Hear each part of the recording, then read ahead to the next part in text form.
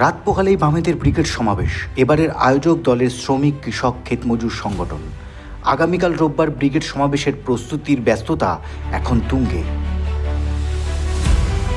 এদিন brigade parade crown ছাপিয়ে কলকাতার রাজপথ যে প্লাবিত হবে তার আভাস ইতিমধ্যেই মিলেছে সমাবেশকে ঘিরে আয়োজিত বিভিন্ন কর্মসূচিতে। বাকি আর মাত্র কয়েক ঘন্টা। সভা, মিটিং, মিছিল, গণকনভেনশন, দেয়াল লিখন, বাড়ি বাড়ি নানা কর্মসূচি করেছে এই ব্রিগেডকে ঘিরে বাম কর্মী সমর্থকেরা।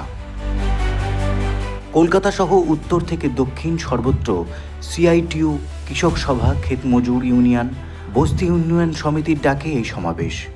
ইতিহাসের সবথেকে বড় ব্রিগেড সমাবেশ হবে বলে আশা করছেন বাম নেতৃত্বরা। আগামীকাল রবিবার দুপুর 3টেই ব্রিগেড সমাবেশ। সেখানে নানা বিষয় তুলতে জোর প্রস্তুতি চলছে। জাত, ধর্ম, বর্ণ নির্বিশেষে সকলের অংশগ্রহণে ব্রিগেডের সমাবেশ এক নতুন মাত্রা পাবে বলে মনে করছেন বাম নেতারা।